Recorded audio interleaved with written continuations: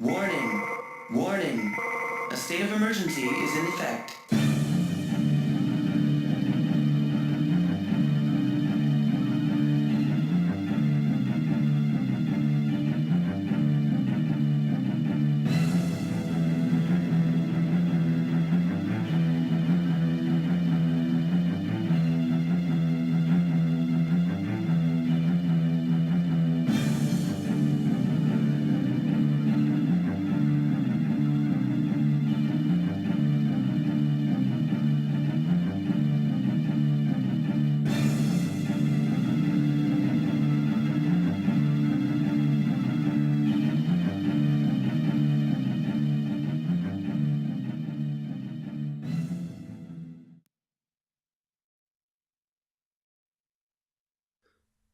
Well, wasn't that just thrilling music? Hello everyone, and welcome to Let's Play Overblood.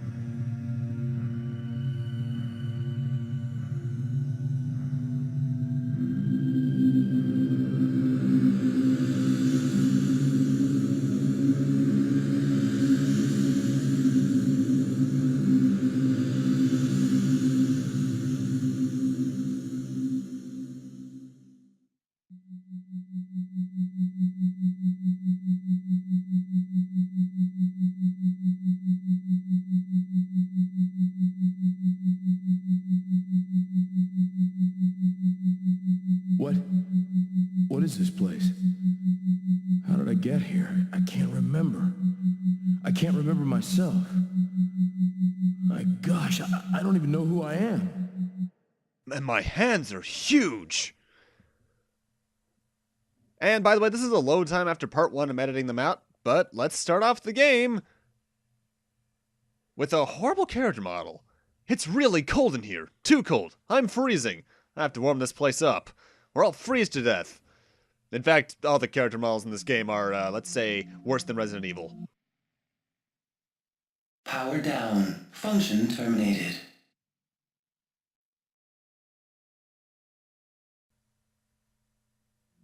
Power down? I guess I can't operate this. Press triangle and you can kneel.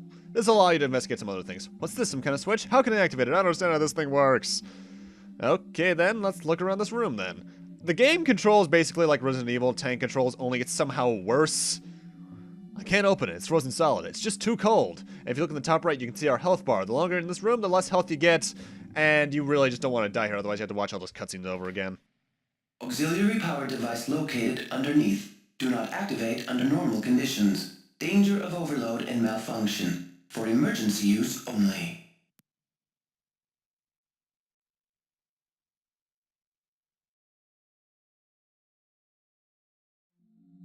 I wonder what's under this. Well, thank you, person. Let's kneel and check it out. Get used to kneeling, by the way. It's getting warmer, but still too cold. I need to find something to keep me warm. I do believe your health still degenerates at the same rate here, by the way. Oh, and you can jump. It's horrible. Yeah, it's straight line only. And there's no real momentum to it. It's not frozen. I think I can open it. Auxiliary power must have warmed it up. How you knew that was a door, I don't know, person. Well, let's check out what's in here. Oh, that's a thing. It's a small robot. That's Neil. It's a small robot. There's a small hole here. Well, we better keep that in mind for later. I should mention that there is a way, like there's an item in this trunk that you can only find when kneeling. It's the voice recorder. It's basically your save system. Infinite saves, unlike increments from Resident Evil. With a lot of items like that, you can see them by pressing L1 twice, which will put you into behind the back and then first-person mode. In first-person mode, you can often see items as a dot. And here we find a jacket. Great, with this I won't freeze to death. And no more freezing health bar. And a memory chip. A memory chip? This might be useful. Now let's check that out. Let's open our inventory by pressing select, and it's a technologically advanced microchip. Well, if it's a microchip, that means it's small, so let's go try using this on the robot. Where you use it on items on things, get in front of them, use the select button, and then press X. This looks like it'll fit in the slot.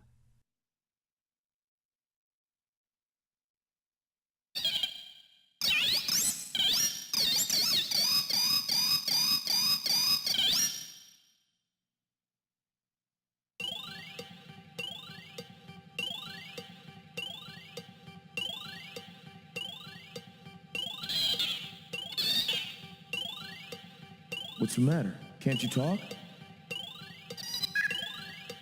You understand me, don't you?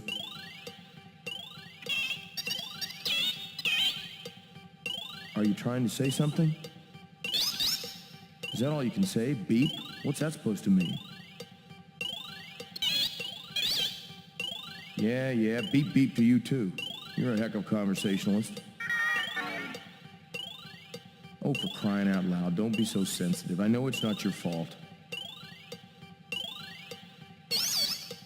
Okay, whatever you say. Actually, I wouldn't mind the company. So, what am I supposed to call you?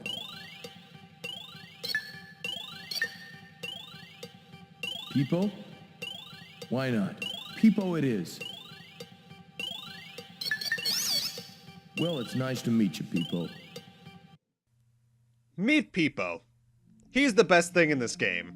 I love Peepo. He's adorable. I want plushies of Peepo. And Peepo is our first of very few support characters in the game. You can switch between our main guy and Peepo by pressing R1. Each secondary character has their own little thing. Peepo is that he's short.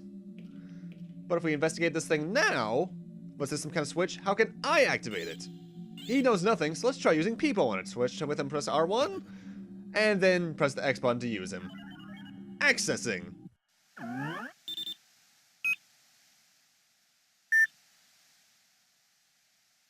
Disengaging door locks. Displaying information on selected organism. Ah, my eyes. What do you know? Looks like I have a name after all. Raz. Raz Carsey. Revival program has been changed due to state of emergency. Original setting for date and time of revival: eternity. Eternity? They never meant to let me out. If it wasn't for this state of emergency, I'd have been in the deep freeze forever. And thus we know our name is Raz Carsey. And I should mention, they actually don't show any genitalia there. It's basically like the nude zombies from Resident Evil 1. There's just nothing down there. Either way, his name is Raz, but I've almost always called him Raspberry. Why? His name is Raz, and he looks just a bit like Barry from Resident Evil 1. I'm still just going to be calling him Raz through the series, but Raspberry I still refer to him affectionately as. Either way, in terms of my experience with this game, I first played it around 2005 because I had a friend that introduced me to it. I got about 40 minutes in, 20 to 30 of which was me dying in this room over and over again to the freezing. And then I kind of dropped it until around freshman year of high school, where I saw that Game Informer's channel was doing a super replay of it, and I decided to go back to it after that. Such destruction, I wonder what happened here. There's something in that crack. And it's too far back, and he can't reach it, but thankfully Peepo has a long arm, and he can get us the silver key card.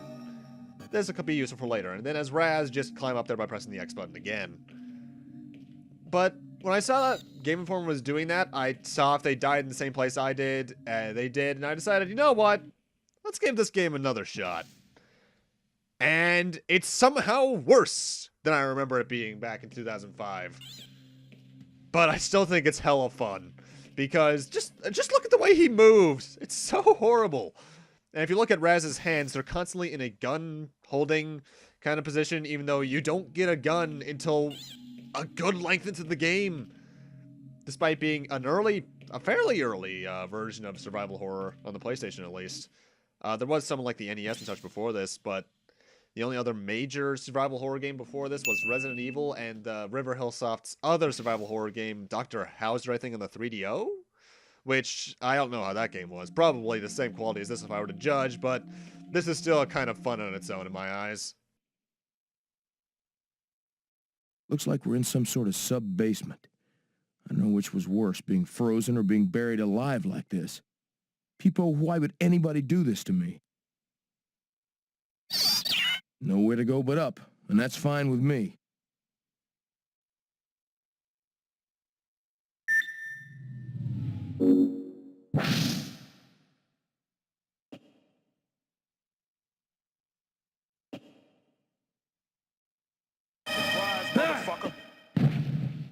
Man, what a horrible way to die.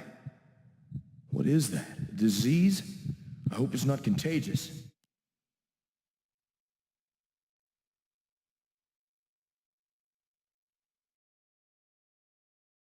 Did someone say jump scare? But if you investigate the dead body, we find a memo. This is one of the more useful items in the game, believe it or not, because if we check it, what's on this memo? Come on, Raz, be faster. 91861-168-19-61891. We're going to be using 2 of those passwords throughout the game. I think the third one's either for something completely unnecessary, like a dead end, or just not used at all. And, well, because it has, I think, the most uses out of any item in the game, aside from maybe 1, which is kind of scary. I actually did a stream of this game on Twitch a good while back, probably, to me at least, a year, 2 years, even longer for when this gets uploaded. And that was a really fun time with just to have some people talking over the game with me. Namely my friend Agnes, who was just reacting to chat to everything going on. Ah, memories. By the way, there's a numeric code lock in this door. You need to use one of the 3 passwords you found. Really, it's just up to guessing. It's always the same one. It is 891 all the time. It never varies. Password accepted. Disengaging door lock.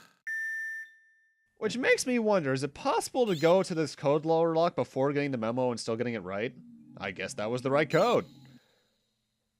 Actually, you know what? I've never looked this up, but now I just need to know. Are there speedruns of Overblood? Overblood speedrun. One thing I'll give this game right off the bat, though, is that I think it actually has some decent exploration value early on. But one thing you'll quickly learn is that these areas are a lot smaller and much less interesting than anything from Resident Evil. And here we have a block pushing puzzle. The way you push things in this game is by walking towards them and holding the circle button. That's why whenever I try to start running eventually, you'll notice that this game's collision detection isn't the best, and sometimes Raz, even when there's nothing in front of him, will act like he's trying to push something. Especially when you're near a wall. It's really bad. I want to say there was some amount of effort put into this game, but it really feels like that this is just a very failed attempt. It's sad when the sequel, which is even somehow shittier, does stuff better. And I'll get to the sequel at some point, probably. Ugh.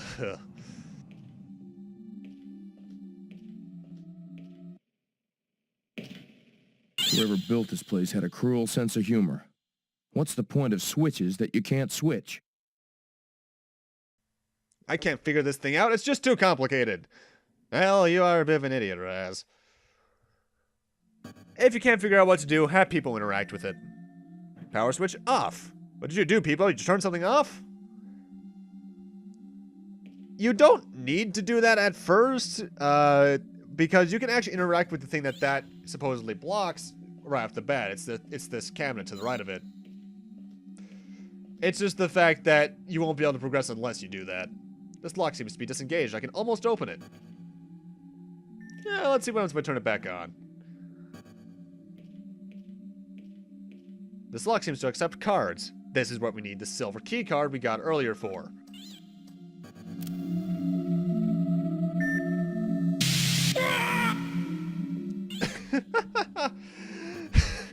The injury sound bites for Raz are the best. They're basically almost all rah or brah. So that's why I need to turn that off so Raz doesn't get shocked, although it's hilarious every time. Just use the silver key card and you can open it right up. Also, you'll see me frequently kneeling before I access the inventory. That's just because I'm used to inventories on games being on triangle. And here we get a laser knife. It seems like a weapon, but it's not a weapon. A laser knife? This thing's sharp enough to cut metal. Which means, Peepo, it's time to die. Now, we need that in order to access another thing in a few rooms. But before we do that, we're just going to explore a bit more. And here's the speedruns. Only 2 records, any percent, on speedrun.com. First place is by Caveman DCJ on American PlayStation, done 5 months ago, so that's actually fairly recent. 1 hour 13. That's about half the run of this, so that's pretty good. The statue's floating in the air. How can that be? Time for what killed me in my first playthrough. Anti-gravity device. With a floating statue? Taking it seems safe, so let's try it. Ah!